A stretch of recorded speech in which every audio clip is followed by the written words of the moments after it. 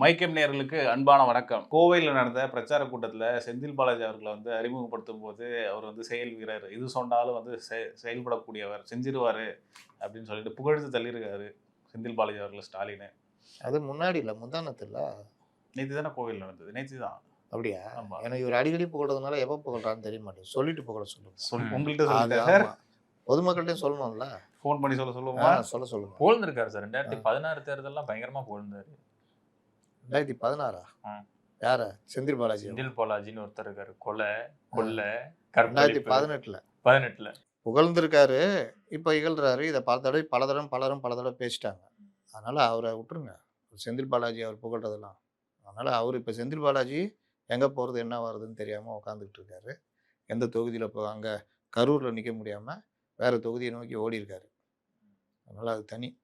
அவர் புகழ்றதெல்லாம் திருப்பி திருப்பி திருப்பி பேசியிருந்தா அப்புறம் என்னதான் இருக்கு? திமுக வேட்பாளர் தேர்வுல உதயநிதி அவர்களுக்குலாம் அதிருப்தியா இருக்கு அப்படின்ட்டு பல பேர் சொல்றாங்க. என்ன என்ன அதிருப்தி இருக்கு? அதாவது திமுகவுடைய நான் சொன்னேன்ல, திமுகவுடைய பெண்ணு தான் எல்லாரையும் கரெக்டா பார்த்து டீட்டெயில்ஸ் எடுத்து டேட்டாஸ் எடுத்து அதன் மூலியமாக தான் பெண் யாரை சொல்லுதோ அந்த டேட்டாஸ் வச்சு தான் வேட்பாளர் தேர்வு அப்படின்னு. இதில் இவர் உதயநிதி 20% இளைஞர்களுக்காக வேணும்னு கேட்டிருக்காரு. எல்லாத்துக்கும் இளைஞர்கள்னு சொல்கிறீங்கல்ல, இளைஞர்கள் இன்னைக்கு விஜய்கிட்ட அதிகம் இருக்காங்கன்னா எங்ககிட்டயும் இருக்காங்கலாம் சொல்கிறீங்கல்ல, இளைஞர்களை வச்சு தான் வழிநடத்தணும், இளைஞர் தான் சொல்கிறீங்கல்ல. அப்போ இளைஞர் அன்னைக்கு நாங்களும் உழைக்கிறோம் அதிகமாக, எங்களுக்கு 20% கொடுங்க. 20%னா 23 46 அரை சேர்த்தா 47 சீட்டு யங்ஸ்டர்ஸ்க்கு மட்டுமே. யங்ஸ்டர்ஸுக்கு இளைஞர் நீ சேர்ந்து நாங்கள் ரெக்கமெண்ட் பண்ண கொடுங்கண்ணா. ஆனால் இன்னொரு பக்கம் இவர் வேட்பாளர் இந்த லிஸ்ட்டு, இந்த பெண் லிஸ்ட்டு, இந்த லிஸ்ட்லாம் வந்தோன்னா சிஎம்மு டிஸ்கஷன். பொதுவாக கலைஞர் என்ன பண்ணுவாருன்னா, அறிவிக்கிறதுக்கு அடுத்த நொடி வரைக்கும் அவர் வேட்பாளரை பற்றி இது பண்ணி அடித்து மாற்றி டக்குன்னு சொல்லி டைப் பண்ணி வருமா. அந்த அளவுக்கு அவருக்கு அந்த இது உண்டு. தொகுதி வாரியாக ஒவ்வொருத்தரும் இதை பற்றி தெரியும். கட்சிக்காரங்க இது அவரு ஒரு கணக்கு வச்சிருப்பாரு. எல்லாத்தையும் மீறி இவங்க போட்டா வர முடியும் அப்படி இப்படின்னு. அப்படி வந்தவர்கள் தான் இன்னைக்கு பெரிய லீடராக இருக்காங்க. ப்ளஸ் அவர் சில கோட்டாஸ் கொடுத்துருவாராம் குடும்பத்துக்கு. குடும்ப கட்சி இல்லைன்னா யாரும் நம்ப மாட்டேங்கிறாங்க. அதில் குடும்பத்தினருக்கு, தமிழரசுக்கு, அவங்க செல்விக்கு, கனிமொழிக்கு, இந்த மாதிரி அவங்களுக்கும் சில ஆதரவில் இருப்பான்ல, இல்லை அவங்க மூலியமா யாராவது ட்ரை பண்ணுவான். தகுதி இருந்தால் தான் இவரும் போட போகிறாரு, இது போடவும் மாட்டார் கலைஞர். இப்போ அந்த மாதிரி கொடுக்குறவங்களுக்கு எல்லாரும் ஒரு இது பண்ணி வரும். கட்சி தலைவர்கள், இப்போ பொதுச் செயலாளர், இவங்கெல்லாம் அந்த மாதிரி சொல்லி ஒரு ஜனநாயகமாக. ஆனால் இங்கே அந்த ஐபேக்கு பெண்ணு, குறிப்பாக பெண்ணு எடுக்கிற அந்த லிஸ்ட்டுன்றப்போ அந்த தமிழ்நாட்டில் இருக்க வேட்பாளர் எல்லாருக்குமே என்ன தெரியுது, பத்திரிகையாளர் எல்லாரும் கேட்டால் பெண்ணு தான் அவங்க முடிவு பண்ணுறாங்க. அப்போ எல்லாரும் இந்த பெண் ஆட்களை கவர் பண்ணுற வேலை அவர்கள் மூலிமா தங்களுடைய, என்கிட்டே பல பேர் என் பேர் இருக்கா பாருங்க, ஏதாவது பண்ண முடியுமா அவங்கள்ட்ட சொல்லி அப்படிலாம். இப்போ இவர்களும் ஊர் ஊராக போய் இந்த லிஸ்ட் எடுக்கிறது மற்றதுலன்னா இவங்களுடைய அவர்கள் விசாரிச்சுக்கிட்டோம். இனிமேல் பண்ணால் தானே திமுக நல்லது. நீங்கள் சொல்கிறீங்களா அந்த கட்சிக்கு சொல்கிறீங்க, இந்த கட்சி சொல்கிறீங்க. திமுகவில் என்ன பிரச்சனை? நீங்கள் ஒருத்தருக்கு ஒரு அதிகாரம் கொடுத்தாலும் அவனும் ஒரு அதிகார மயமாக மாறிடுவான். அங்கே எல்லா முறைகேடுகளும் வர ஆரம்பிச்சிடும். நீங்கள் தான் அந்த நிர்வாகி, நீங்கள் யாரை சொல்கிறீங்களோ அவர் தான் அங்கே வேட்பாளர்னா, நீங்கள் அந்த தொகுதிக்கு வர்றீங்கன்னா உங்களை 5 பேர்னா 5 பேரும் உங்களை சந்தோஷப்படுத்த பார்ப்பான். அதில் நீங்களும் இதாகிடுவீங்க. அதுலேருந்து ஒருத்தரை உங்களை யார், நீங்கள் நேர்மையான ஆளாக இருந்தால் டேட்டாஸ் எடுப்பீங்க. டேட்டாஸ் கொடுக்குற, அப்படி நேர்மையான ஆள் டேட்டாஸ் எடுக்கிறீங்கன்னா டேட்டாஸ் கொடுக்குறவனை கவர் பண்ணுவான். அவங்களும் கரெக்டாக இருக்கணும். நீங்கள் ரொம்ப முனைப்போடு இருந்தீங்கன்னா ஓரளவுக்கு நல்லா தகவல் வரும். இப்போ இங்கே என்ன ஆகும், உங்களை நான் ஏதோ ஒரு வகையில் உங்களுடைய வீக்னஸை பயன்படுத்திட்டேன்னா நீங்கள் என்ன சொல்லுவீங்க, அவர் நல்ல வேட்பாளர். இதுதான் மேலே போகும். இந்த மாதிரி போன இது எல்லாம் பார்த்தீங்கன்னா நீங்கள் டிஎம்கேடைய வேட்பாளர் பட்டியல் பார்த்தீங்கன்னா ஏதாவது மாற்றம் வந்திருக்கா? புதுசாக மாற்றம். ஒரு 30 புதுமுகங்கள் போட்டிருக்கிறதா சொல்லியிருக்காங்க சார். 30 புதுமுகங்கள்லையும் பெரும்பாலும் மந்திரியுடைய பசங்க. அண்ணா நகர் கார்த்திலாம் புதுமுகமா, வினோத் காந்தி புதுமுகமா, இந்த மாதிரி வந்தது. இதில் சில இடங்கள்ல இயல்பாகவே புதுமுகங்கள் அதான் வந்திருக்கும். அவினாசி தொகுதியிலலாம் ஒரு இளைஞர் ஒருத்தருக்கோ அதான். அப்போ அந்த மாதிரி சில இடங்கள்ல வந்திருப்பாங்க. ஆனால் பெரும்பாலும் மந்திரி வீட்டுக்குள்ள அது இது இல்லாட்டி இவங்களுக்கு ரொம்ப பழக்கமானவங்க, இல்லாட்டி வேறு ஏதோ ஒரு வகையில் வர்றவங்க, இந்த மாதிரி ஆட்கள் தான் புதுமுகமாக களமிறக்கப்படுறாங்க. அப்போது இதை தள்ளி விட்டு பார்த்தீங்கன்னா எல்லாம் பழைய மூஞ்சிங்க. பாதி பேருக்கு சீட்டு இல்லைன்னு சொன்னாங்க சீனியர்களுக்கு. எல்லாரும் வாங்கிட்டாங்களா? துரைமுருகனால் பிரச்சாரத்தை கூட போக முடியல.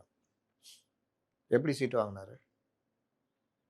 நம்ம கூட ஒரு இதில் பதிவு பண்ணிருப்போம்னு நினைக்கிறேன். ஹாஸ்பிட்டலில் போய் பார்த்தாரு, கையை பிடிச்சி ஒரு அழுதாரு, சீட் வாங்கிட்டாரு.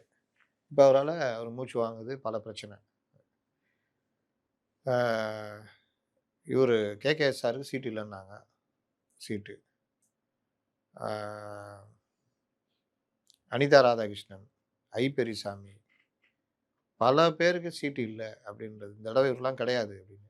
அப்துல் வகாப்பு இவங்களாம் சீட்டே இல்லை அப்படின்னாங்க. ஆனால் சீட்டு. இது மஸ்தானுக்கு சீட்டு கொடுக்காம இருக்க முடியாது. அவர் அங்கே நல்லா செல்வாக்கு, அதனால் அவருக்கு சீட்டு. பல பேர் பிரபாகர் ராஜா சீட்டே இல்லைன்னாங்க. அவங்க அப்பாவே பேசி கீசி வாங்கி கொடுத்துட்டாரு. அந்த மாதிரி நீங்கள் பார்த்தீங்கன்னா ஃபுல்லாகவே இவர்களே மறுபடியும் திரும்ப வந்தது தான். பெரிய மாற்றங்கட்டெல்லாம் கிடையாது. அப்போ இந்த விஷயங்களில் இவர் எதிர்பார்த்த ஆட்கள், உதயநிதி எதிர்பார்த்த ஆட்கள் வரலன்னா அவர் போய் சண்டை போட்டு அதில் மறுபடியும் என்ன எதாவது மாற்றலாமான்னு ட்ரை பண்ணுறப்போ அவர் நான் எல்லாம் கரெக்டாக தான் கொடுத்துருக்கேன், இப்படிலாம் இருந்தால் தான் ஜெயிக்க முடியும் அவர் மருமகன்.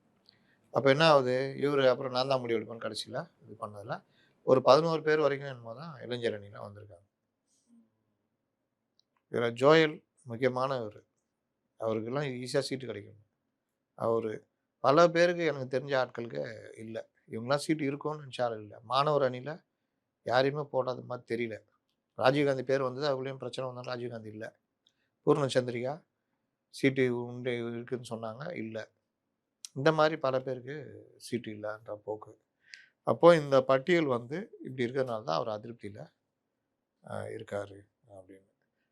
பழைய முகங்களே அதே முகங்களே போனால் மக்களுக்கு அந்த கோபம் வருமா வராது? இதுவும் பல இடங்களில் இது இருக்கும். இப்போ நீங்கள் சொன்னீங்க புது முகங்கள்னு.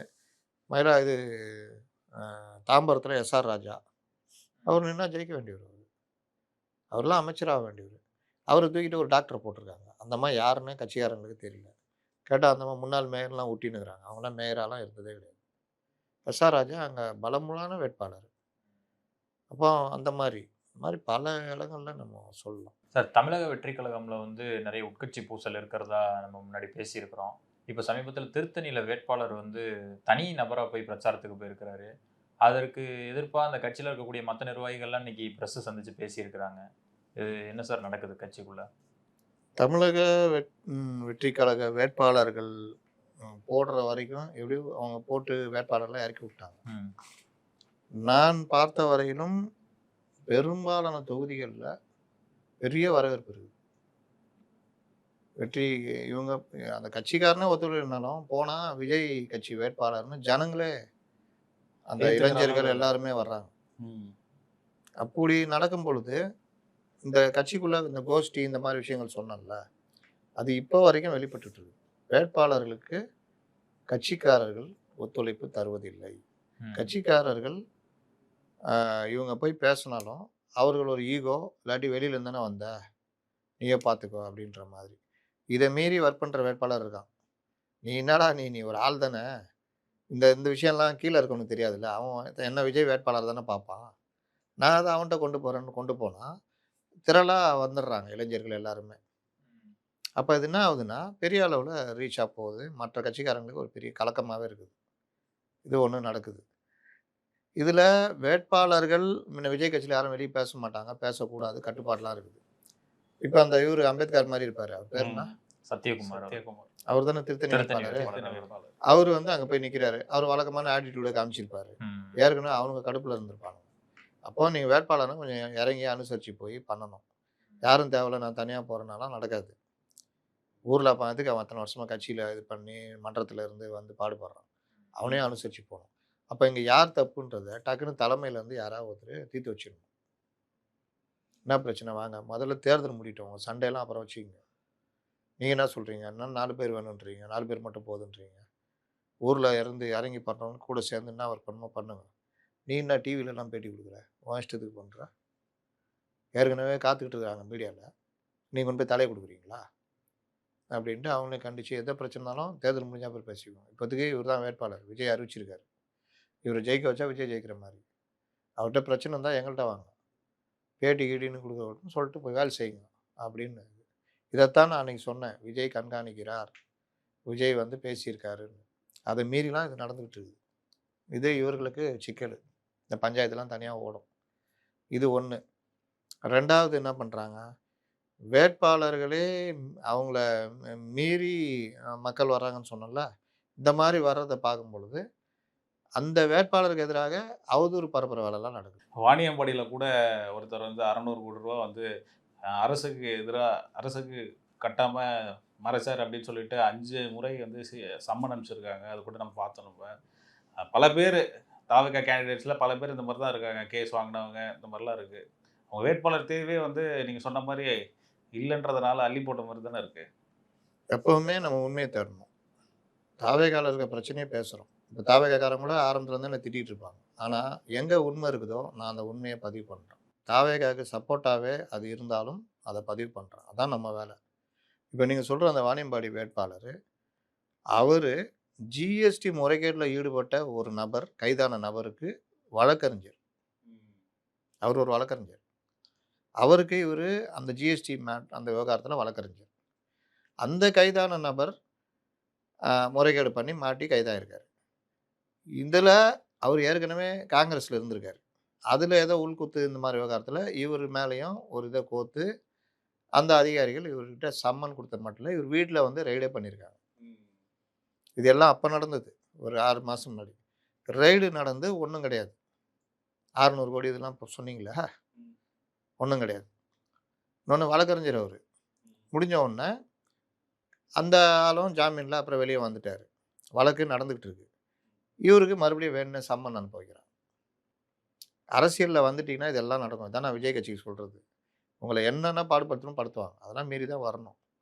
அப்போ அவருக்கு அந்த சம்மன் வருது. அவர் இது சம்மனுக்கு எனக்கு என்ன சம்மந்தம் இருக்குது, ரெய்டு பண்ணிட்டீங்க, இது பண்ணிட்டீங்க, எல்லாம் நான் வந்துட்டேன், ஏற்கனவே சம்மனுக்கு ஆஜராகிருக்கேன், 5 சம்மனுக்கு ஆஜராகிருக்கேன், திரும்ப திரும்ப கொடுத்தா என்னன்னு கோர்ட்டுக்கு போய் அவர் முறையிடுறாரு. கோர்ட்டு ஸ்டே பண்ணுது. தான் நடந்தது.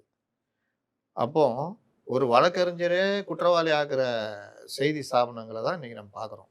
எவ்வளோ எளிதாக பரப்பி விட்டாங்க. இப்போ நீங்களே நம்புறீங்கல்ல, நேற்று முழுவதும் இந்த செய்தி பரப்புறாங்க. போயிட்டு இருக்கு. அவரும் பதிலுக்கு இந்த விளக்கெல்லாம் அவர் சொன்னதை வச்சு தான் நான் சொல்கிறேன். நமக்கு அவங்க தரப்பில் கேட்டப்போ இதுதான் நடந்தது அப்படின்னு. அப்போ சரி, செய்தி போடுறீங்கல்ல, செய்தினா என்ன, அவர் மேலே இந்த குற்றச்சாட்டு ரைட்டா, அந்த குற்றச்சாட்டுடைய உண்மை தன்மை இருக்குல்ல, அது அவர்கிட்ட கேட்டதுன்னு தெரியும். 600 கோடி இந்த மாதிரி விஷயம் உங்களுக்கு சம்மன் அனுப்பிச்சு நீங்கள் இதாகிட்டீங்களாமே சொல்லுங்கள் அப்படின்னா, அவர் இல்லைங்க, இதாங்க நடந்தது, நான் அந்த குற்றவாளியோடைய வழக்கறிஞர், என்னை வந்து சில பேர் வேணும்னு சதி பண்ணி எனக்கும் சம்மன் அனுப்ப வச்சாங்க, ரெய்டு அனுப்ப வச்சாங்க, எதுவுமே உண்மை இல்லைன்னு தெரிஞ்சிச்சு, அதுக்கப்புறம் சம்மன் வந்ததுக்கு எதிர்த்து நான் கோர்ட்டுக்கே போயிட்டேன், கோர்ட்டு தான் அதுக்கு ஸ்டே பண்ணியிருக்கு. இதை நான் தேர்தல் ஆணையத்தில் கொடுக்குற வேட்புமனுவில் நான் குறிப்பிட்டிருக்கேன். இந்த வெர்ஷன் கேட்கணுமா வேணாவா, கேட்காமே போட்டால் என்ன அர்த்தம்? இப்போ அவர் சட்ட நடவடிக்கை எடுக்கலாம் அந்த ஊடகங்கள் மேலே, அதை பேசினவர் மேலே, எல்லார் மேலேயும். இப்போ நம்ம உட்காந்து பேசுனா நம்ம மேலே சட்ட நடவடிக்கை எடுக்கலாம். அதனால தான் திரும்ப திரும்ப சொல்கிறேன், ஒரு விஷயத்தை முழுதுமாக உள்வாங்கி கொண்டு அதில் என்ன இருக்குன்னு பார்த்துட்டு தான் பேசணும். இன்னொன்று, இந்த நியூஸ் எல்லாம் பெய்டு நியூஸ்னு அவர் கொண்டு போகலாம். ஏன்னா ஒருத்தரை பிரச்சாரம் பண்ணுறது மட்டும் இல்லை, டிஃபேம் பண்ணுறதும் எதிராளிக்கு பயன்படுதுல்ல. அப்போ அது ஒரு பிரச்சாரத்தினுடைய வகை தானே. அதை செய்கிறவங்க நியூஸாக போடுறாங்கன்னா அது பெய்டு நியூஸில் வரோம்ல. மாப்பிள்ள நம்மால் நிற்கிறான், நம்மால் ஜெயிக்கணும் தானே, விடு நான் பார்த்துக்கிறேன், எதிர்த்ததில் நான் காலி பண்ணுறேன், விடு, அதுவும் அந்த வகை தானே. அப்போ அவர் அந்த வழக்கு நான் போட போகிறேன் அப்படின்றது எனக்கு சொல்லியிருக்காரு. அது அவர்கள் பிரச்சனை. அப்போ இந்த மாதிரி விஷயங்கள்லாம் வரும் அப்படின்றத நான் ஏற்கனவே சொல்லியிருக்கேன். நசுக்கிடுவாங்க அவங்கள. அதனால தான் ஏடிஎம் பக்கம் போங்க, கொஞ்சம் உங்களுக்கு இதுன்னு. ரைட்டு, நிற்கிறாங்க, பார்க்குறோம், அந்த தைரியத்தையும் பாராட்டலாம். 234 தொகுதியில் என்ன இருக்குது நம்ம பார்க்கணும்னு நிற்கிறாங்க. அது அவர்களுக்கு ஒரு பயிற்சியாக இருக்கும். அந்த பயிற்சி என்ன ஆகும், அப்படியே நீடிச்சு நின்னாங்கன்னா 2031 சாதகமாக கூட மாறும். அதனால் இதுதான் அந்த விவகாரத்தில் உண்மைன்றது நம்ம சொல்கிறது. அப்போ 6ஆம் தேதிக்கு மேலே இன்னும் நிறைய உட்கட்சி பூசல்கள் வெளியே வரலாம்னு எதிர்பார்க்கலாமா சார்? எந்த கட்சியில்? தமிழக வெற்றி கழகத்துல. என் மற்ற கட்சியில் வராதா? பாஜகவில் வராதா? அதிமுகவில் வராதா? திமுகவில் வராதா? ம். எல்லா கட்சியிலும் தான் வரும். ம். பெரம்பூர்ல வந்து விஜய் அவர்கள் வேட்புமனு தாக்கல் பண்ணும்போது குற்ற விவரங்களை வந்து தாக்கல் செய்யலை அப்படின்னு சொல்லிட்டு திருச்சி கிழக்குல வேட்புமனு தாக்கல் பண்ணும்போது ஆட் பண்ணியிருக்காங்க, இதில் ஆட் பண்ணலை அப்படின்னு சொல்லிட்டு ஒரு இது வந்து நிராகரிக்கிறதுக்கு வாய்ப்பு இருக்கு அப்படின்ட்டு ஒரு செய்தி வந்துட்டு இருக்கு. அதை பத்தின விவரங்களை கொஞ்சம் சொல்லுங்களேன். அதாவது வேட்புமனு தாக்கலில் வந்து நீங்கள் தாக்கல் செய்யும் பொழுது உங்களை பற்றி உங்கள் மீது உள்ள வழக்குகள் குறித்து முழு விவரம், எஃப்ஐஆர் நம்பரு, என்னென்ன என்ன செக்ஷன், நிலவரம் அப்படின்றத எந்த add பண்ணணும். சம்பவன்றதெல்லாம் அந்த அஃபிடவிட்டில் நீங்கள் ஒரு அனெக்சராக எல்லாமே இணைக்கணும். இதில் ஏதாவது மறைச்சிட்டு ஸ்க்ரூட்னைஸ் பண்ணும்போது தெரிஞ்சுது, அப்ஜெக்ஷன் ஆச்சுன்னா வேட்புமனுவை தள்ளுபடி பண்ணுவாங்க. ம். இந்த விவரங்களை எத்தனை வழக்குகள் இருக்குது என்ன ஏதுன்ற தெரிவிக்கிற விவரங்களை குற்றவியல் வழக்குகள் ஒரு முக்கிய பேப்பரில் ஊடகங்களில் 3 தடவை வர்ற மாதிரியும் பண்ணணும். எல்லாருமே விளம்பரமாக கொடுக்கணுன்றதும் தேர்தல் இந்த ஆணையம் வாட்டி தேர்தல் சொல்லியிருக்கு. ஆணையம் சொல்லியிருக்கு. இதில் விஜய் முதல்ல கொடுத்த பெரம்பூரில் தாக்கல் செய்த வேட்புமனுவில் எந்தவித குற்ற வழக்குகளும் என் மேலே இல்லைன்னு கொடுத்துட்டாரு.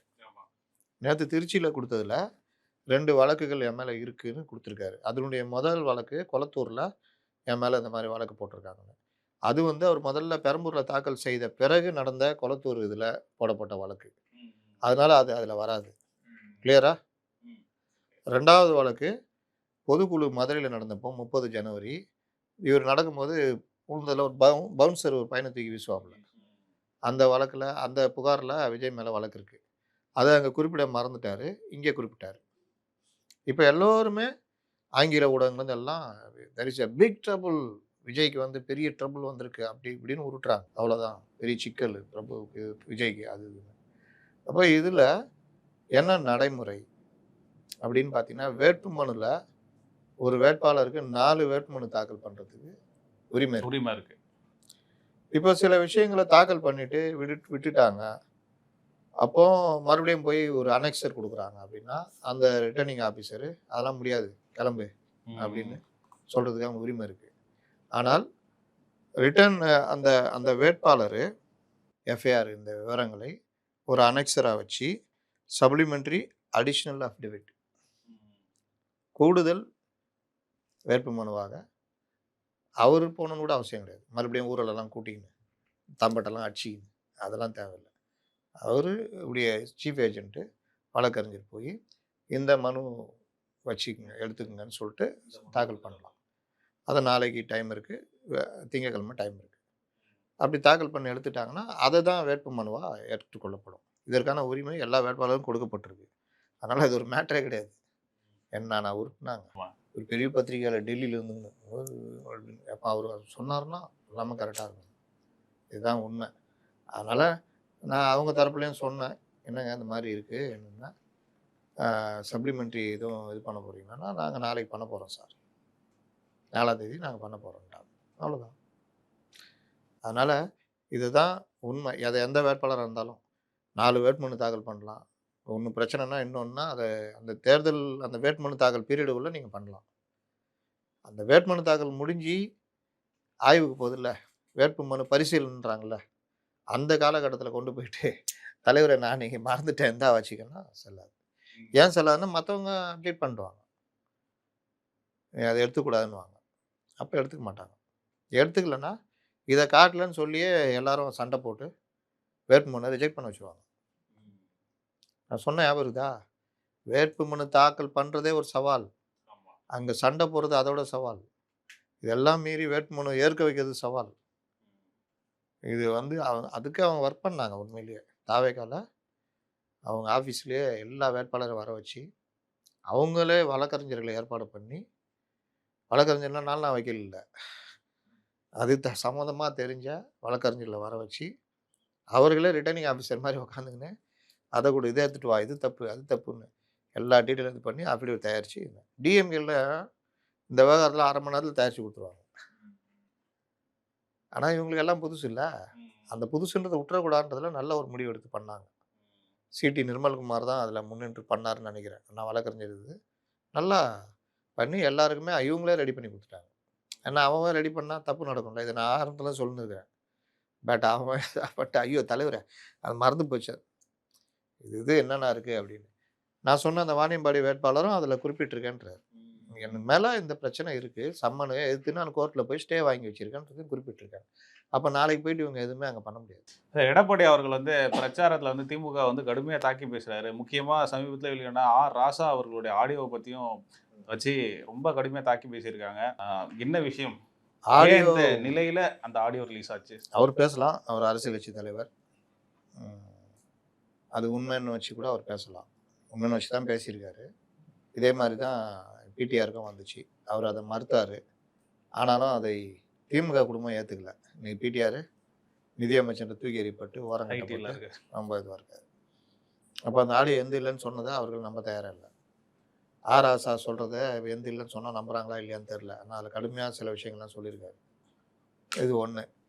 ரெண்டாவது, இன்னைக்கு இருக்கிற ஏஐ டெக்னாலஜியில் யாருடைய ஆடியோ வேணாலும் யார் குரலை மாற்றி பேசலாம், அப்படியே பேச வைக்கலாம். எது உண்மை எது வீடியோ கூட பண்ண வைக்கலாம். நம்புறவங்க நம்பிடுவாங்க, பார்க்குறவங்க அது டக்குன்னு புரிச்சிக்காதவங்க நம்பிடுவாங்க. ஆனால் ரொம்ப கரெக்டாக பார்க்குறவங்களுக்கு தெரிஞ்சிடும் ஏஐ வீடியோன்னு. அதே மாதிரி எந்த இது இருந்தாலும் ஆய்வுக்கு அனுப்புனா என்ன உண்மைன்னு தெரிஞ்சிடும். அதனால் ராசாவுடைய ஆடியோவை எடுத்துக்கிட்டு பலரும் உருட்டுறாங்க, பேஜுக்காக பண்ணுறாங்க, எல்லாம் பண்ணுறாங்க. நம்மளை பொறுத்த வரைக்கும் அதில் உண்மை இருக்கா பொய் இருக்கான்னு நமக்கு தெரியாது. இப்போ நீரார் ஆடியோ பிரச்சனை வந்துச்சு 2G கேஸில். அதில் அந்த அம்மாவே நான் எதுக்காக பண்ணேன், ஏன் பண்ணேன்றதெல்லாம் சொன்னதுனால அப்போ அந்த ஆடியோ உண்மை தான் அப்படின்ற மாதிரி. அதுலேயே கனிமொழியும் அந்த போலீஸ் அதிகாரியும் பேசுகிறதுலாம் வந்திருக்கும், அதிகாரிகள் பேசுறதுலாம். அந்த மாதிரி பல இது 2G வச்சு வந்தது. இதில் ராசாவுடைய ஸ்லாங்கு எல்லாமே அப்படி தான் இருக்குது. ஆனால் அது ராசா தான் பேசினான்றது என்ன இது சொல்லுவீங்க? ஏஐயில் கூட உருவாக்கிருக்கலாம், இல்லை உண்மையாக கூட இருக்கலாம். உண்மையாக இருந்தால் அதனுடைய பலனை ராசா அவங்களாம் அனுபவிக்க போகிறாங்க. அதில் முக்கியமான ஒரு விஷயத்தை சொன்ன மாதிரி வருது, கலைஞர் டிவிக்கு பணம் வந்துச்சு அப்படின்றது.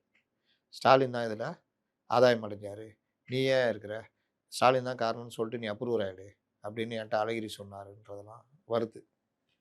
இது ஏன் ஏஐயில் உருவாக்கப்பட்ட வீடியோவா, இது ஆடியோவா இருக்கக்கூடாது? இந்த வேலையை எல்லா கட்சிக்காரங்களும் இப்போ பண்ண. நான் சொல்கிறேன்னே, இன்னும் இந்த தேர்தலில் சமூக வலைதளங்கள் தான் பெரிய அளவில் ஆதிக்கம் செலுத்தும்ன்றது எல்லாருக்கும் தெரியும். அதுக்கு 500 கோடி ரூபா இதுக்காக செலவுப்பட்டிருக்குது, எல்லா கட்சியும் சேர்த்து. இது தீவிரமாக தேர்தல் ஆணையம் கண்காணிச்சுட்டு வருது அப்படின்றாங்க. தேர்தலில் போயிட்டு நீங்கள் ஒரு வேட்பாளர் எனக்கு என்னென்னு யார்ட்டையும் போய் பேட்டி கொடுக்க முடியாது. நான் அன்றைக்கி சொன்னேன்ல, எம்சிசி ஆக்டு பேட்டி கொடுத்துட்டு எனக்கு என்னன்னு போட்டிங்கன்னா அதில் வழக்கு வந்துச்சுன்னா 5 வருஷம் வரைக்கும் தண்டனை கிடைக்கும், 10 லட்ச ரூபா வரைக்கும் அபராதம் இருக்குது. இதெல்லாம் யூடியூபர்ஸுக்கு நான் சொல்கிறது.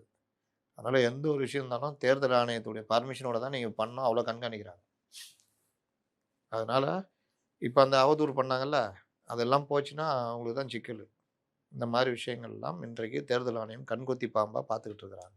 பல ஆஃபீஸில் வார் ரூம் உள்ளெல்லாம் வந்து செக் பண்ணியிருக்காங்க தேர்தல் அதிகாரிகள். இந்த மாதிரிலாம் கூட நடக்குது. அதனால் ராசா ஆடியோ பொறுத்த வரைக்கும் ஐயா எடப்பாடியார் பேசலாம், வழக்கு வந்து அவர் சந்திப்பார். அது இவங்க சைடு விட்டா உண்மையா என்னன்னே தெரியல சார். சரி, இப்போ எடப்பாடி பேசினாரு அப்படின்னு ஒன்று வருது வச்சுக்கிங்க, விட்டுருவாங்களா? இப்போ நான் சொல்கிற மாதிரி சொல்லிட்டு இருப்பாங்களா? வச்சு ஏன் நடக்கிறது, எடப்பாடியார் இப்படி சொன்னாரா இல்லையாருன்னா பேசிகிட்டு இருப்பாங்கல்ல. அப்புறம் ஐடிவிங்க இறக்கி கீழே இறக்கி விடுவாங்களா? அதனால் நீங்கள் நேற்று ஒரு இது பார்க்குறேன், விஜய் எத்தனை பொண்டாட்டி வேணால் கட்டிக்கலாம், சொல்லப்போனால் இதை நாங்கள் வந்து ஒரு பெருமைக்குரிய விஷயமா பார்க்குறோம் அப்படின்னு ஒரு அம்மா பேட்டி கொடுக்குற மாதிரி போட்டு, உங்களாம் வெக்கமாகவே இல்லையா, இது வந்து பெருமைக்குரிய விஷயமா அப்படின்னு போட்டு ஒரு கார்டு ஓடுது. நான் அதை ஓப்பன் பண்ணி பார்க்குறேன், அந்த அம்மா பேட்டி கரெக்டாக வருது. விஜய் இந்த மாதிரி விஷயங்களை வந்து ஒரு பெரிய இஷ்யூ கிடையாது எடுத்துக்கிற அளவுக்குன்னு வருது. அதுக்கப்புறம் ஒரு கட்டு வருது, சொல்லப்போனால் இந்த விஷயம் வந்து ஒரு பெருமைக்குரிய விஷயம் எங்களுக்கு அப்படின்னு. அந்த கட்டுக்கு பின்னாடி நடக்கிறதுன்னா வேற ஒரு விஷயத்துக்கு அவங்க சொல்லியிருப்பாங்க, அதை வந்து ஜாயின் பண்ணி விட்டாங்க. டக்குன்னு பார்க்குறவன் சாதாரண ஜனங்க பாடுறா அப்படின்னு, இன்னொன்று தமிழ் மட்டும் பார்த்துட்டு போகிறவன் பாடுறா அந்த மாதிரி பேசிக்கிறாங்க. ரொம்ப நுணுக்கமாக கூப்பிட்டு கேட்டோன்னா, இல்லை பார்த்தேன், என்ன பார்த்தேன் சொல்லு அப்படின்னா தடுமாறுவான். இதான் நடக்குது. கூடவே இன்னொன்று சொல்கிறாரு, ஒரு சமீபத்தில் இந்த பேட்டியில் கூட சொன்னாங்க, தமிழ்நாட்டை பொறுத்தவரை 4 அதிகார மையங்கள் இருக்குது, அதை சுற்றி தான் இயங்குது அப்படின்னு சொல்கிறாரு. உண்மைதாங்க, 4 அதிகாரமே அவர் சொல்கிறதெல்லாம் உண்மை தான். அது தமிழகமே பார்த்துருக்கு, அதை யாரும் மாற்று கருத்து சொல்ல முடியாது. நீங்கள் இதுவரைக்கும் பின்னணியில் இருந்து இயங்கி கொண்டிருந்த மாப்பிள்ளை நேற்று நேரடியாக ஆமா, களத்தில் வில்லிவாக்கத்துல இருந்து வருகிறாரு. அதுல 4வதா ஒருத்தவங்க சொல்றாங்க, துர்கா ஸ்டாலின் அவர்களையும் குறிப்பிட்டு சொல்றாரு அவரு. குடும்ப ஆதிக்கம் இருக்குல்ல, குடும்பத்தினருடைய ஆதிக்கம். அந்த அதிகார மையம் இயங்குதுன்றதை யாரும் மறுக்கவே முடியாது. திமுகலே கேட்டாலும் அது பண்ணுவாங்க. அமைச்சர்கள் நியமனம் வரைக்குமே. இன்னைக்கு சேகர்பாபு செல்வாக்கா இருக்காருன்னா, அந்நியாரும் ஒரு காரணம். அந்நியாரின் ஆதரவு பெற்ற அப்படின்னு கட்சிக்குள்ளே எல்லாருக்குமே தெரியும். இந்த மாதிரி அந்நியாரின் ஆதரவு பெற்ற பலரும் இருக்காங்க. பாவம் தலைவருக்கு தான் இல்லை அந்த ஆதரவு. அந்நியாரின் ஆதரவு இல்லாமல் தனியாகிறார், கோஷ்டி ஈசி இல்லாமல். அப்போ அந்த மாதிரி பல மையங்கள் இருக்குது. இதில் நேற்று பார்த்தீங்கன்னா நேரடியாக வந்து அவர் வந்து பேசிட்டுலாம் போகிறாரு. இது நான் எப்படி பார்க்குறேன்னா, அவர் உதயநிதிக்கு போட்டியாக அவரும் திமுகவில் களத்தில் இறங்குறதுக்கான முன்னோட்டமாக நான் பார்க்குறேன். ஒருவேளை நானும் இருக்கிறேன்னு இறங்கலாம். சந்திரபாபு நாயுடு வந்தார்ல, போட்டியாகனா போட்டியானா போட்டி என்ன, நீ தான் திமுகவா, நானும் தான் திமுக. யார் சார் அவர் பின்னாடி போவாங்கன்னு நினைக்கிறீங்க? போன நியூ இயருக்கு முதல்வரை பார்த்த எல்லாருமே அவரை போய் பார்த்தாங்க.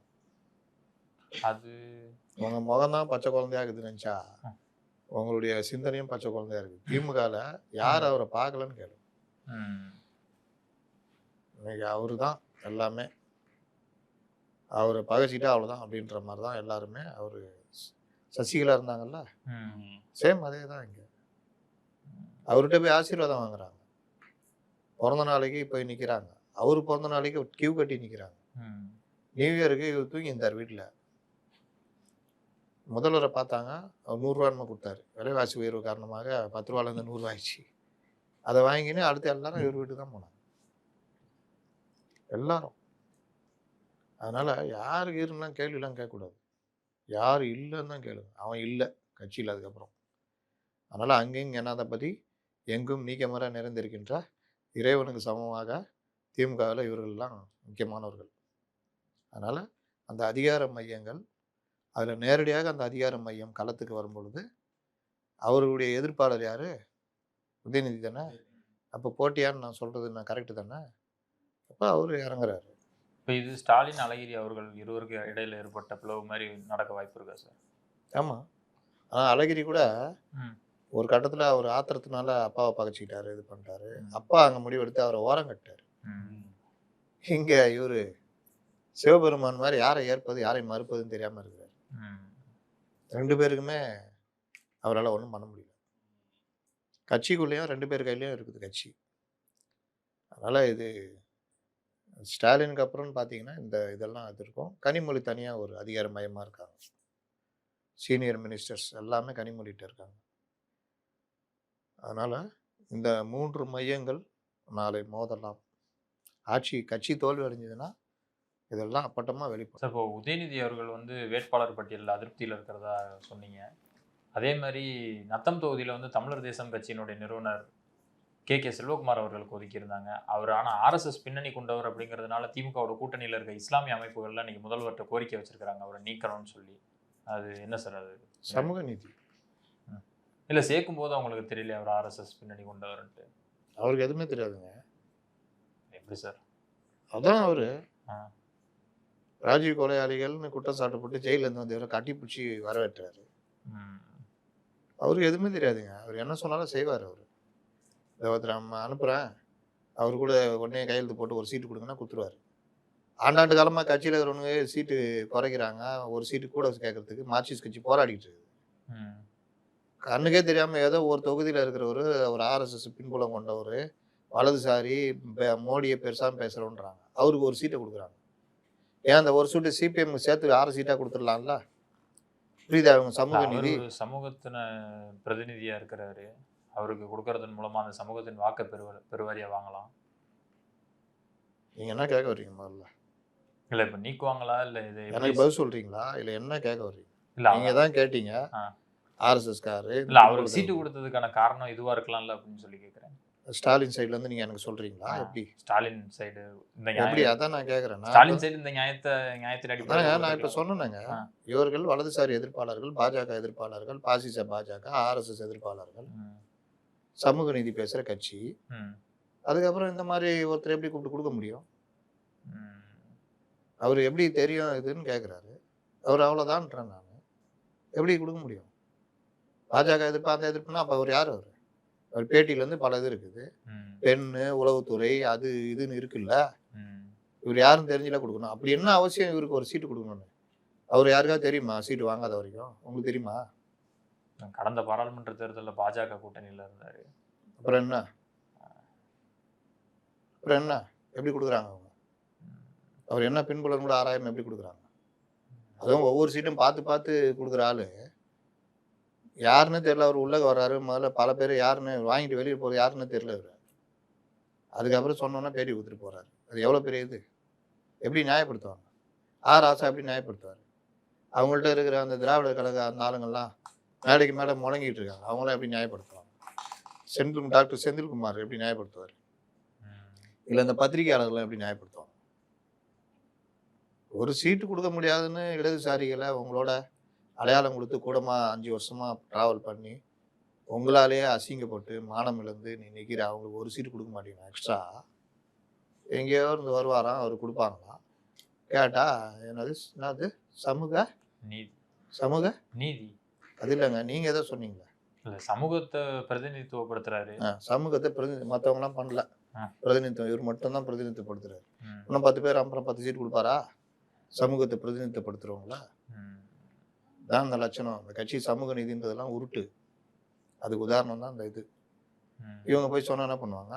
உடனே அவர் சீட்டை பிடின்னு வராது. நேற்று வில்லிவாக்கத்தில் வந்து பிரச்சாரம்லாம் பண்ணாங்க, அறிமுக கூட்டம்லாம் பண்ணாங்க. இந்த சைட்லேருந்து பார்த்தா யார் வந்து பிரச்சாரம் பண்ணாலுமே வில்லிவாக்கத்தில் நாங்கள் தான் ஜெயிப்போம்னு ஆதவர்ஜுனா சொல்கிறாரு ஒரு சைடு. ஆதவர்ஜுனா நல்லா வேகம் காட்டுறாரு. அவரை தொகுதியை விட்டு நகர முடியாத அளவுக்கு பண்ணிட்டாங்கன்னால அதனால் அங்கேயே இருந்துட்டு வேகம் காட்டிகிட்டு இருக்காரு. அதே மாதிரி எழும்பூரில் ராஜ்மோகன் நல்லா வேகமாக செயல்பட்டுக்கிட்டு மூவ் பண்ணிட்டு போய்கிட்டு இருக்காரு. இந்த மாதிரி கொஞ்சம் தெரியுது. உசிலாம் என்ன பண்ணுறாருன்னு தெரியல. டிநகரில் போய் அவரும் ஸ்டார்ட் பண்ணிட்டார் சார். அதான் நீ ஒரு வீடியோ பார்த்தேன், ஒரு அம்மாட்ட போய் அவங்கள இதை கொடுக்குறாங்க. அதெல்லாம் ஓகே, ஜெயிக்கிறதுக்கான மூமெண்ட் இருக்குல்ல, அந்த ஒர்க்கு பண்ணுறாரான்னு தெரியல.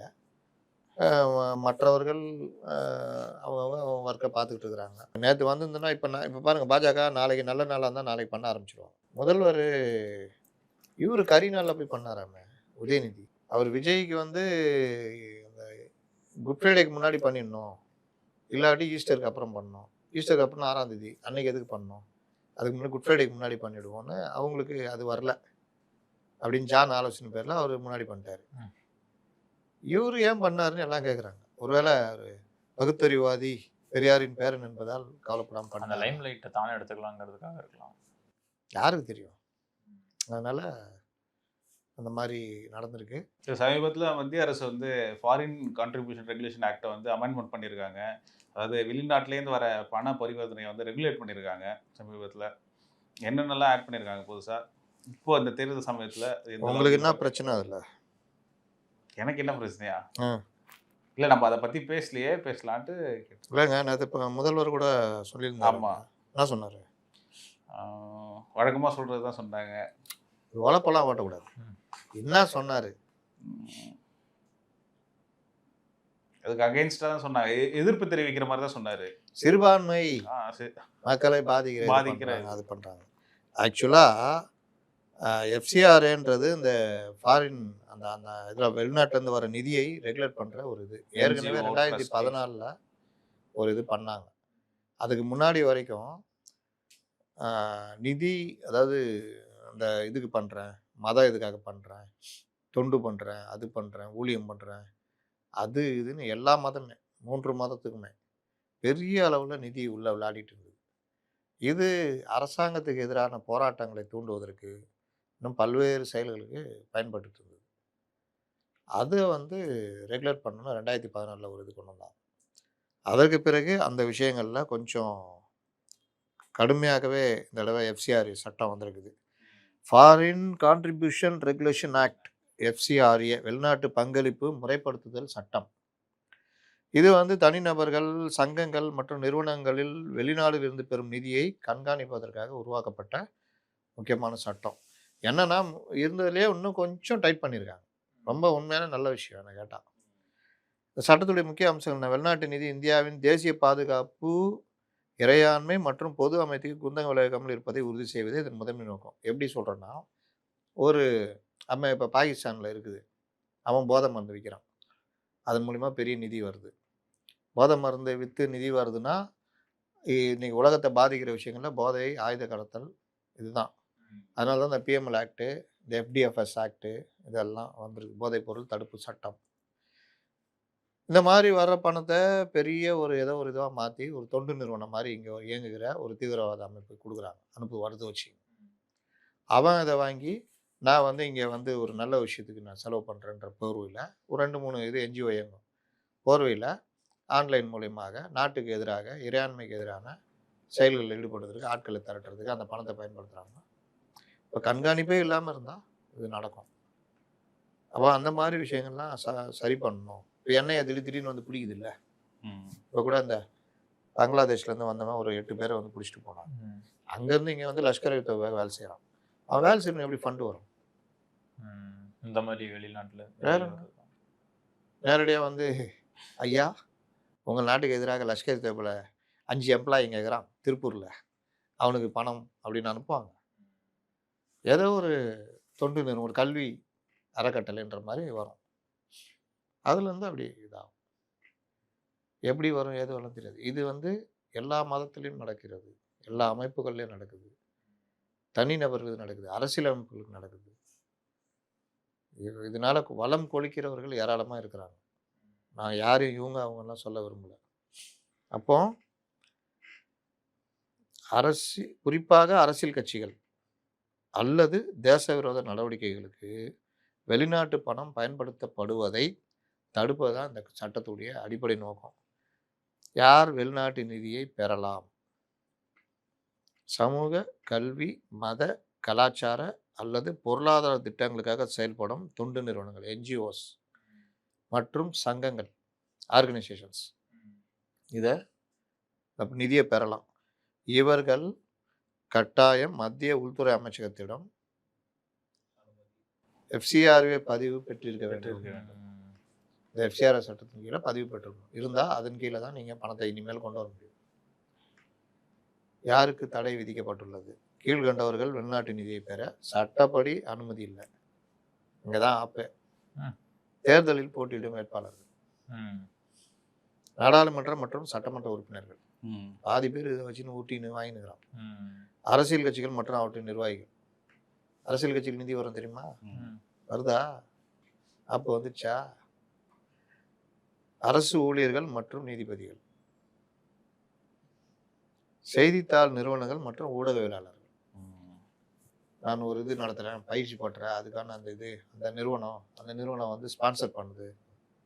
இந்த கதையே இது மூலிமா தான் நடக்குது. இன்னொன்று, இவங்களுடைய நிபந்தனை, இந்த இதில் எஃப்சிஆர்ஏல என்ன நிபந்தனை, நீ பதிவு பண்ணிட்ட, இதுக்கப்புறம் நீ என்ன பண்ணணும்? வெளிநாட்டு நிதியை பெறுறதுக்கு அப்படி ஒருவேளை வாங்குறீங்க, முறையாக வாங்குறீங்கன்னா டெல்லியில் உள்ள எஸ்பிஐ மெயின் பிரான்ச்சில் மட்டும்தான் உங்களுக்கு கணக்கு இருக்கணும். இப்போ ப்ரைவேட் பேங்க் வச்சுக்கின்னு கணக்கு வச்சுக்கின்னு அது இது ஸ்ப்ரெட் பண்ணுறது, கண்காணிப்பு எல்லாம் கிடையாது. இங்கே தான் கணக்கு. எல்லாமே இப்படி தான் ஒரே வழியாக உள்ளே வரணும். புனலில் தண்ணி ஊற்றுற மாதிரி. இவ்வளோ பெருசாக இருந்தாலும் அந்த சின்ன ஓட்டை வழியாக தான் கீழே போகும். அந்த சின்ன ஓட்டை தான் எஸ்பிஐ ஹெட் ஆஃபீஸ். பெறப்பட்ட நிதியை எந்த நோக்கத்திற்காக வாங்கினார்களோ அதற்காக மட்டுமே பயன்படுத்த வேண்டும். கல்விக்காக பெரிய நிதி வரும், ஒரு பெரிய அறக்கட்டளைக்கு வெளிநாட்டிலேருந்து கல்விக்காக வரும். இவன் அதை வாங்கின்னு ஒரு பெரிய போராட்டத்தை தூண்டி விடுறதுக்கு அந்த பணத்தை, இல்லாட்டி அதுலேருந்து வேறு ஏதாவது வர்றதுக்காக அரசியல் ரீதியாக நாங்கள் கல்வி இது பண்ணுறோன்ட்டு ஒரு அமைப்பு, மாணவர் அமைப்போ ஒரு இளைஞர் அமைப்போ ஏதோ ஒன்று இது பண்ணி அதை ஒரு மாதிரி ரெடி பண்ணிகிட்டு இருப்பாங்க. அந்த மாதிரிலாம் கண்டுபிடிச்சா முடிஞ்சிச்சு கதை. Education purpose education purpose. அந்த எஜுகேஷன் என்ன எஜுகேஷன்லாம் கண்காணிப்பாங்க. நீ எஜுகேஷன்ற பொருளை வேறு ஏதாவது பண்ணியிருந்தேன்னா வருஷத்துக்கு 5 வருஷத்தோட புதுப்பிக்கணும். சமீபத்தில் கொண்டு வரப்பட்ட திருத்தங்கள் இன்னும் கடுமையானவை. வெளிநாட்டு நிதியை ஒரு நிறுவனம் மற்றொரு நிறுவனத்துக்கு ட்ரான்ஸ்ஃபர் செய்ய முடியாது. இப்போ நான் வாங்கிட்டு பெரிய நிறுவனம், நான் ஒரு பர்பஸ்க்கு வாங்குவேன், சுற்றுச்சூழல் பாதுகாப்பு சம்மந்தமாக ஆராய்ச்சி பண்ணுறதுக்காக பல ஆயிரம் கோடி நான் வந்து வாங்கிட்டு இங்கே வந்து வேறு ஒரு இதுக்கு நான் ட்ரான்ஸ்ஃபர் பண்ணுறது, எனக்கு மட்டும் அந்த அதிகாரம் இருக்கும். அப்போது ஒரு 10 அமைப்புகளை ஒரு இது உருவாக்குவாங்க. இந்த அதிகார அமைப்பு இந்த நோக்கத்துக்கு வாங்குறன்ற பேரில் வாங்கிடுவோம், ஒரு 50,000 கோடி வாங்கிடுவோம். நாட்டுக்கு எதிராக ஏதோ மற்ற அரசியல் இது மற்ற விஷயங்களுக்காக ஒரு 10 அமைப்புகளை உருவாக்கியிருப்பாங்க. இந்த மாதிரி வாங்கின நிதியை அப்படியே கொத்து கொத்தா அவங்க ட்ரான்ஸ்ஃபர் பண்ணுவாங்க. கணக்கு வேற மாதிரி எழுதுவாங்க. அது மாதிரி பண்ண முடியாது. புரியுதா? அப்படி விதிமுறைகளை முறைனா நிர்வாகிகள் அடையாளம் காண ஆதார் எண் கட்டாயம். விதிமுறைகளை மீறும் நிறுவனங்களின் உரிமை ரத்து செய்யப்படும், அவர்கள் வங்கி கணக்கு முடக்கப்படலாம். அதோட உங்களுக்கு இதாகிடும். விதிமுறைகளை சரியாக பின்பற்றாத நிறுவனங்களின் அந்த எஃப்சிஆர் உரிமமும் சஸ்பெண்ட் பண்ணலாம் அல்லது நிரந்தரமாக ரத்து செய்யப்படலாம். கடந்த சில ஆண்டுகளில் ஆயிரக்கணக்கான தன்னார்வ தொண்டு நிறுவனங்களின் உரிமங்கள் இந்த சட்டத்தின் கீழ் ரத்து செய்யப்பட்டுள்ளன என்பது குறிப்பிடத்தக்கது. ஓகேவா? வேற என்ன வேணும்? ஊடக நிறுவனங்கள் வந்து எஃப்சிஆர்ஏ சட்டம் 3/1/G செய்தித்தாள் வெளியீட்டாளர் மற்றும் செய்தி நிறுவனங்களின் உரிமையாளர்கள், எடிட்டர்கள் போன்றோர் வெளிநாட்டு நிதியை பெற தடை விதிக்கப்பட்டுள்ளது. இருப்பினும் தற்போதைய டிஜிட்டல் சூழலில் இந்த சில விதிவிலக்குகள் மற்றும் நடைமுறை மாற்றங்கள் இருக்குது. வணிக ரீதியாக வருமானம் வருதில்ல, அதெல்லாம் தடை பண்ண மாட்டாங்க. சப்ஸ்கிரிப்ஷன், சந்தா, ஃபாரின் கான்ட்ரிபியூஷனு, இது வந்து ஃபாரின் கான்ட்ரிபியூஷனாக பார்க்கப்படாது. சப்ஸ்கிரிப்ஷன்றது சப்ஸ்கிரிப்ஷனாகவே அது அதிகமாக வந்துச்சுன்னா ஜிஎஸ்டி கீழே வந்துடும். அந்த மாதிரி கொண்டு வருவாங்க. ஆராய்ச்சி மற்றும் கல்வி அந்த மாதிரி சார்ந்த தரவுகளுக்கு வெளியிடப்படும் ஒரு லாப நோக்கற்ற அமைப்பாக என்ஜிஓ பதிவு செய்யப்பட்டிருந்தால் அதற்கு உரிய அனுமதியுடன் நிதி பெற வாய்ப்பு உண்டு. அதனால் முறையான இதுக்கு நீங்கள் எதுவும் கிடையாது. முறையற்ற முறையில் பண்ணிங்கன்னா இந்த மாதிரி தப்பான விஷயத்துக்கு அந்த நிதி பயன்படுத்தப்படக்கூடாது. இப்போ அமெரிக்கா போன்ற நாடுகள், இன்னும் பல நாடுகள் இந்தியாவுக்குள்ளே குழப்பம் ஏற்படுத்தணும்னு ஏன் அமெரிக்கா சொல்கிறேன்னா, அவங்களுடைய இதுவே பாலிசியே அதுதான். எல்லா நாடுகளுமே ஏதாவது இதில் இருந்து நம்மளுக்கு கீழே தான் இருக்கணும் அப்படின்னு. எல்லா இந்த ஊடகங்கள் முதற்கொண்டு கட்டுப்படுத்துகிறாங்க. இப்போ சைனாவில் லேட்டஸ்ட்டாக இந்தியாவுக்குள்ளே இறங்கியிருக்கலாம். நம்முடைய ஊடகங்களை கட்டுப்படுத்து ஏஜென்சிகள்ன்றது வந்து நீங்கள் அந்த காலத்தில் சண்டை போட்டு பிடிச்சலாம் அந்த காலம். இப்போலாம் உங்களை மூளைச்செலவை செய்கிறதுக்கான ஏஜென்சிகளாக உள்ள வந்துடும். பெரிய நிறுவனம் இங்கே சேனல் ஆரம்பிக்கும். அப்படி பொதுவான நிகழ்ச்சி அதுன்னு கொண்டு வருவான். அதற்கு பிறகு அவனுடைய இதை உள்ள திணிக்க ஆரம்பிச்சிருவான். ஈரான் இஸ்ரேல் வார்னா இஸ்ரேலும் அமெரிக்கா வந்து நியாயவான்கள்னு பேசுவாங்க. உண்மை செய்தியே நமக்கு வராது. இதை ஃபாலோ பண்ணி இங்கே இருக்கிற ஊடகங்களுக்கும் அந்த மாதிரி பண்ணுறதுக்கான ஏற்பாடெல்லாம் பண்ணுவாங்க. அதெல்லாம் வெளியே தெரியவே தெரியாது. இங்கேருந்து ஜேர்னலிஸ்ட்டாக அந்த நாட்டுக்கு கூட்டு போவோம். நல்லா குளிப்பாட்டி அவங்கள அந்த இதுக்கு இங்கே அனுப்புவோம். நம்மளை அவர்களை பெரிய ஆட்களாக காட்டுறதுக்கான வேலையெல்லாம் நடக்கும். திடீர்னு பெரிய ஜேர்னலிஸ்ட்டுகள்லாம் நீங்கள் பார்த்தீங்கன்னா இருப்பாங்க. அவன் பண்ணுறதெல்லாம் இந்த வேலையை பண்ணிகிட்டு இருப்பான். இந்த கைகூலி வேலை பார்த்துக்கிட்டு இருப்பாங்க. இது இந்த மாதிரி பல விஷயங்கள் ஊடகத்துறை, ஏஜென்சி இது மூலிமா மக்களை ஈஸியாக அவங்களுடைய இதுக்கு கொண்டு வந்துடுவாங்க. திரைப்படங்களில் திடீர்னு ஒரு வகையான இந்த இளைஞர்களை ஈர்க்கின்ற போதை மருந்து தான் கரெக்டு, போதை கலாச்சாரம், வாழ்க்கை வாழ்வதற்கு பப்பு கலாச்சாரம், இந்த மாதிரிலாம் கொண்டு வந்து கீழே இறக்கிறது எல்லாமே என்னென்னா, நீங்கள் வாழ்க்கை ஒரு தடவை தான், நல்லா வாழ்ந்துடணும் அப்படின்ற மாதிரி உங்களை மனநிலை கொண்டு வந்துடுவோம். அப்போது அந்த ஒரு இளைஞர் சமுதாயமே கண்டமாயிடும். இப்போ சினிமாலாம் தானே எழுது, ஏன் இந்த பான் இண்டியா இதெல்லாம் வருது? இது எல்லாமே இந்த மாதிரி பின்னணியில் ஏதோ ஒரு வகையில் நமக்கு எதுவுமே வெளியில் தெரியாது. ஆனால் இந்த மாதிரி விஷயங்கள் நடந்துகிட்டே இருக்கும். ஒவ்வொரு சேனல்களும் பெருசாக நிதி பல இது இருக்கும். பெரிய வெளிநாட்டு இதோட இயங்குகிற ஒரு சேனலில் நீங்கள் எப்போ பார்த்தாலும் நம்மளை வேறு எதுவுமே நடக்கலை, ஒரு ஜாலி கொண்டாட்டம், உருவக்கேலி, இப்படியே தான் அந்த சேனல் போய்கிட்டே இருக்கும். அதற்கு ஆங்கரு அவங்களே பூஸ்ட் பண்ணுவாங்க, எல்லாம் பண்ணுவாங்க. யங்ஸ்டர்ஸ்லேருந்து எல்லாம் அதை பார்த்துக்கிட்டே இருப்பாங்க. அது வந்து வேறு எதை பற்றி உங்களை சிந்திக்கக்கூடாது. இந்த மாதிரி சேனலில் நீங்கள் பார்க்கலாம். அந்த சேனலில் பின்புலம் பார்த்தீங்கன்னா அது ஒரு வெளிநாட்டு சேனலோட இதுவாக இருக்கும். இந்த மாதிரி நம்மளை காலி பண்ணுறதுக்கு பல ஏற்பாடுகள் இருக்குது. இதெல்லாம் மீறி தெரிஞ்சு இது பண்ணுறது ரொம்ப கஷ்டம். அதனால தான் இப்போ ஒரு எம்ஜிஆர் படம் எடுத்து நல்லா நடிக்கணும், குடிக்கக்கூடாதுன்னு போராடின காலத்தில் விட்டுட்டு, இன்றைக்கி பெரிய டைரக்டர்லேருந்து எல்லாருமே இளைஞர்கள் காதல் பற்றி பேசும்போது பாரில் உட்காந்து தண்ணி அடிக்கணும், வீட்டில் உட்காந்து தண்ணி அடிக்கணும், வீட்டில் மொட்டை மாடியில் தண்ணி அடிக்கணும், 4 இளைஞர்கள் சேர்ந்தாலே பீர் அடிக்கணும், இந்த மாதிரி ஒரு இது போதை மருந்து கடத்தினா தப்பே கிடையாது, பணக்காரன் ஆகிடலாம், லக்கி பாஸ்கர், இந்த மாதிரிலாம் பண்ணுறாங்கல்ல. அதெல்லாம் என்னென்னா அதுதான். இன்னொன்று ஓடிடி தளங்கள், வெப் சீரிஸ், நல்ல சீரீஸ்லாம் இருக்குது. நீங்கள் செக்ஸ் சீரீஸ்லாம் பார்த்தீங்கன்னா உங்களுக்கு அந்த எக்ஸ் வீடியோஸோட மோசமாக உள்ளே இருக்குது. ஏன்னா அது சென்சாரே கிடையாது. இன்னும் யார் வேணால் பார்க்கலான்றாரு. இது மாதிரி பல விஷயங்கள் இருக்குது. இதெல்லாம் ரெகுலேட் பண்ணிக்கிட்டே வருது கவர்மெண்ட்டு. அதேமாரி தான் நடந்துகிட்டு இருக்கு. மீண்டும் ஒரு நேர்காணல சந்திப்போம். நன்றி சார்.